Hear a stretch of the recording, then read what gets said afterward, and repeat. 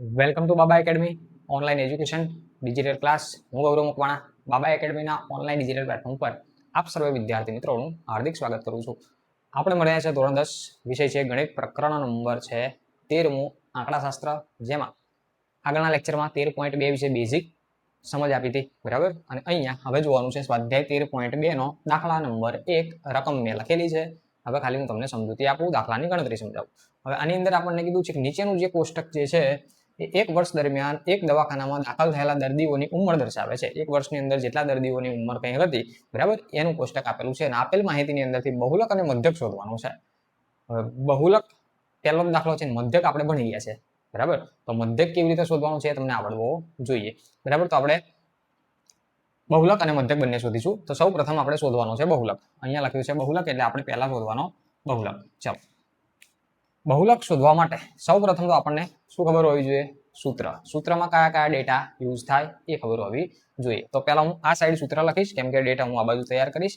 ચલો, હું પહેલા લખી નાખું સૂત્ર મને ખબર છે કે બહુલકનું સૂત્ર થાય z બરાબર l plus f1 minus f0 છેદમાં 2f1 માઇનસ f0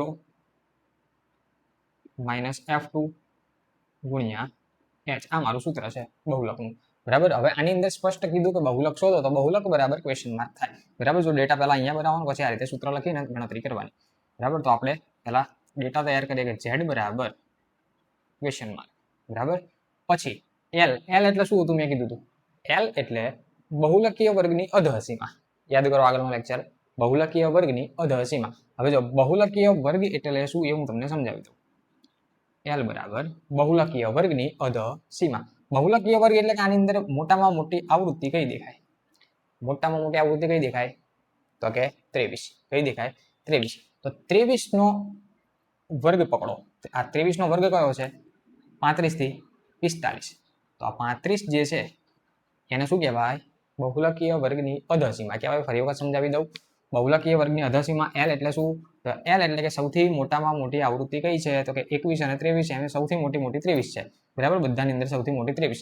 તો 23 ની જે આ વર્ગ છે એની અંદર જે પહેલો અધઃસીમા જે છે એ એની બહુલકીય વર્ગની અધઃસીમા થાય.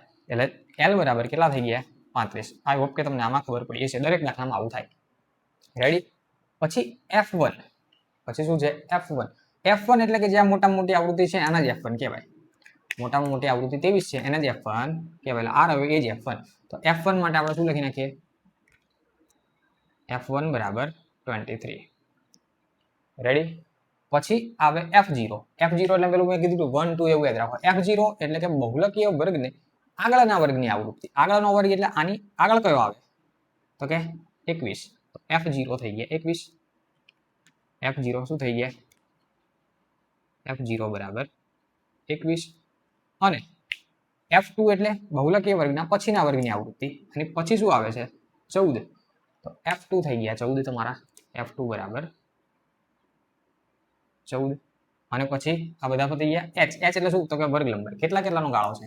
વચ્ચે 10 નો ગાળો છે, તો h બરાબર 10. ફરી વખત સમજાવી દઉં એટલે ક્લિયર થઈ જાય. આને આ રીતે યાદ રાખવાનું. આ 1, આ જો 0 1 2 કીધું ને, 0 1 અને 2, f0 f1 f2 0 1 2, બરાબર. 3 ના આવે પછી.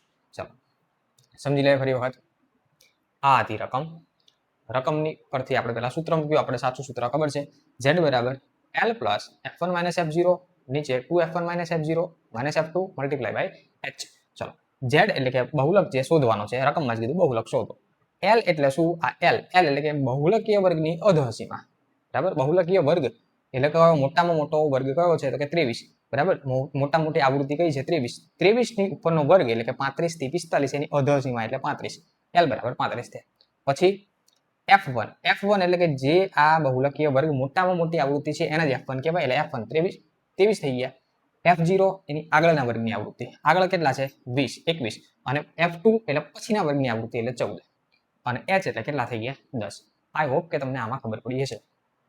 રેડી? ચાલો, હવે આ સૂત્ર મેં સાઈડમાં લખ્યું હતું. આ ડેટા તૈયાર કર્યો. હવે સૂત્ર પાછું નહીં લખવાનું, આ સાઈડમાંથી કાઢી નાખવાનું. તમને પહેલો દાખલો છે ખબર પડે એટલા માટે, બરાબર. તો હવે અહીંયા ફાઇનલ આપણે સૂત્ર લખીએ કે z બરાબર l plus f1 minus f0 છેદમાં 2f1 minus f0 minus f2 ગુણ્યા h માટે z શોધવાના એટલે z એમ નામ l એટલે કેટલા હવે ડેટા તૈયાર કર્યો છે l એટલે થાય 35 તો લખો 35 પ્લસ f1 એટલે 23 તો લખો 23 માઇનસ f0 એટલે 21 તો લખો 21 નીચે 2f1 તો 2f1 એટલે 23 માઇનસ f0 એટલે 21 માઇનસ f2 14 ગુણ્યા h એટલે 10 અહીંયા સુધી દરેકને ખબર પડી હશે રેડી ક્લિયર આગળ જોઈએ માટે z બરાબર 35 એમના એમ પ્લસ 23 માઇનસ 21 એટલે 2 થાય બાદબાકી છે સિમ્પલ બાદબાકી ચલો 2 ગુણ્યા 23 એટલે 23 દુ 46 થાય પછી આ માઇનસ માઇનસ પ્લસ થાય એટલે સરવાળો થાય તો માઇનસ 14 અને 21 35 થાય કેટલા થાય 35 અને ગુણ્યા 10 અહીંયા સુધી દરેકને ખબર પડી હશે 35 પ્લસ 2 ના છેદમાં 46 માઇનસ 35 ગુણ્યા 10 અહીંયા સુધી દરેકને ખબર પડી હશે જોઈએ આગળ હવે આગળ લખું છું માટે z બરાબર આને ઇરેઝ કરી નાખજો તમારા માટે હાલ નથી હાલ મેં સૂત્ર દર્શાવવા માટે લખ્યું હતું 35 પ્લસ 2 એમના એમ તો ઉપર લખો 2 છેદમાં 46 માઇનસ 35 તો જવાબ આવે 5 ને 6 11 11 અને ગુણ્યા છે 10 પહેલી વાત તો અહીંયા છેદ ઉડતો નથી તો ખાલી ગુણાકાર કરી નાખો સીધે સીધો આ 35 પ્લસ 2 ગુણ્યા 10 20 ના છેદમાં 11 બરાબર હવે સાદુરૂપ તમે ગમે તે રીતે આપો આના છેદમાં 1 લખીને આમ ચોકડીમાં ગુણાકાર કરીને લખો તો પણ ચાલે અને સીધે સીધો ભાગાકાર કરી નાખો આ 35 પ્લસ 20 ભાગ્યા આપણે 11 કરી નાખીએ 20 ભાગ્યા 11 11 એક 11 થાય 9 વધે પોઈન્ટ મૂકીએ 0 મૂકીએ 11 8 88 પાછા 2 વધે 0 મૂકીએ તો પાછા 11 એક 11 પાછા 9 વધે એટલે 81 81 ચાલુ રહેશે તો ફાઇનલ આન્સર કેટલો થયો 1.81 બંનેનો સરવાળો કરી નાખે 35 ને 36 તો z બરાબર 36.81 ફાઇનલ આન્સર થાય આઈ હોપ કે તમને આની અંદર z કેવી રીતે શોધાય એ ખબર પડવી હશે ખબર પડે છે સેટ થાય છે બરાબર તો આ થયો તમારો z ક્લિયર હવે આ જ દાખલાની અંદર પાછો શું શોધવાનો કીધો છે તમને મધ્યક શોધવાનો કીધો છે શું શોધવાનો કીધો છે મધ્યક તો આ પહેલા તમારે વ્યવસ્થિત લખી લેવું અને મધ્યક હવે હું શોધાવું છું અને ઇરેઝ કરું છું અને મધ્યક લખું છું ચલો ધ્યાન આપો હવે મધ્યકમાં શું છે તો મધ્યકમાં આપણે અત્યાર સુધી 3 રીતે દાખલા ગણતા હતા 3 રીતે મધ્યક શોધતા હતા હવે કોઈ પણ એક રીતે શોધવાનું બરાબર હું અહીંયા પહેલી રીતે ગણું છું પ્રત્યક્ષ રીતે તો તમારે કોઈ બીજી રીતે ગણવાનું તમને જે રીતે પણ જવાબ એક જ આવે બરાબર અહીંયા શું છે તો જો જે રકમ આપી છે અહીંયા એને વર્ગ અંતરાલ કીધો બીજામાં આવૃત્તિ કીધી બરાબર તો આનો ટોટલ કરીએ તો ટોટલ જે આવે એનો સરવાળો આવે ચલો આનું ટોટલ કેટલું થશે સરવાળો કરી નાખે 6 7 8 9 10 11 12 13 14 15 15 ને 5 20 2 3 4 5 6 7 8 80 થાય n બરાબર સરવાળો કેટલો થાય 80 થાય બરાબર તમે જે રીતે સરવાળો કરો તે કરવાનો ચલો હવે શોધવાની છે મધ્ય કિંમત એટલે કે આની વચ્ચેની સંખ્યા આવે મધ્ય કિંમત શું આવશે બોલો 5 અને 15 ની વચ્ચે કઈ સંખ્યા આવે તો કે 10 આવે 15 થી 25 માં 20 25 થી 35 માં 30 35 થી 45 માં 40 આની મધ્ય કિંમત 50 આની મધ્ય કિંમત 60 બોલો રેડી ક્લિયર થાય છે ચલો હવે શું શોધવાનું fi ને xi નો ગુણાકાર ચલો 6 10 60 11 2 22 એટલે 220 220 21 2 42 21 63 તો 63 એટલે 330 23 4 4 2 8 ને 92 23 4 કેટલા થાય 92 એટલે 920 બરાબર પછી 14 પંચા 70 એટલે થાય 700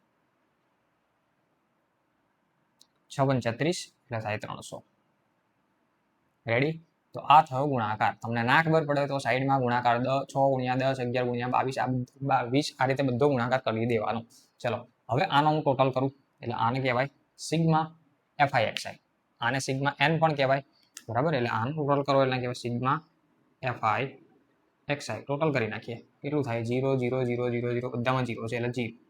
પછી 6 7 8 9 10 11 12 13 13 9 તગડો વધી 1 2 અને 3 6 9 9 દુ 18 18 અને 10 18 19 20 21 ને 7 28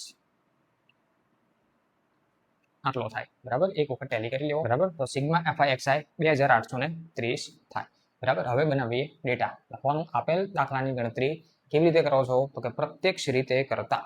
આપેલા દાખલાની ગણતરી પ્રત્યક્ષ, હું સાઈડમાં લખું છું, પછી જરૂર લાગશે તો અહીંયા પણ લખી નાખીશ.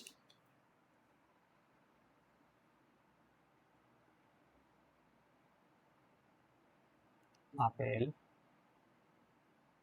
દાખલાની ગણતરી પ્રત્યક્ષ રીતે કરતા.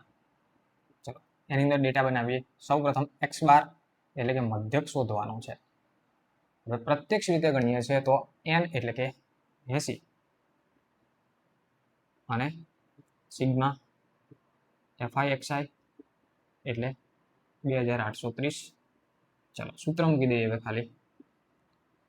એક્સ બાર બરાબર સિગ્મા એફઆઈ એક્સઆઈ છેદમાં n માટે એક્સ બાર બરાબર સિગ્મા એફઆઈ એક્સઆઈ 2830 અને છેદમાં n એટલે 80. 0 0 કેન્સલ કરી નાખો, ભાગાકાર કરીએ આપણે. 2800 ભાગ્યા 8 8 તરી 24 4 વધે 8 પંચા 40 3 વધે પોઈન્ટ મૂકીએ 8 ચોક 32 એટલે 8 તરી 24 6 વધે હજુ એક જોઈએ 8 સિત્તા 56 4 વધે 8 પંચા 40 એટલે પોઈન્ટ પછી 3 આંકડામાં જવાબ આવી જાય છે. તો એક્સ બાર બરાબર 35.375 થાય તમારો મધ્યક, બરાબર. તો આગળ શોધ્યો તો મધ્યસ્થ શોધ્યો, અહીંયા શોધ્યો એ મધ્યક, સોરી આગળ શોધ્યો બહુલક શોધ્યો અને અહીંયા શોધ્યો એ મધ્યક શોધ્યો. તો આઈ હોપ કે તમને આ મધ્યકમાં પણ ખબર પડી હશે. રેડી, સેટ થાય છે, બરાબર. તો આ હતો દાખલા નંબર 1, બરાબર. હવે નેક્સ્ટ લેક્ચરની અંદર દાખલા નંબર 2 જોઈશું, બરાબર. અહીંયા રાખે છે. સો થેન્ક્સ ફોર અટેન્ડિંગ.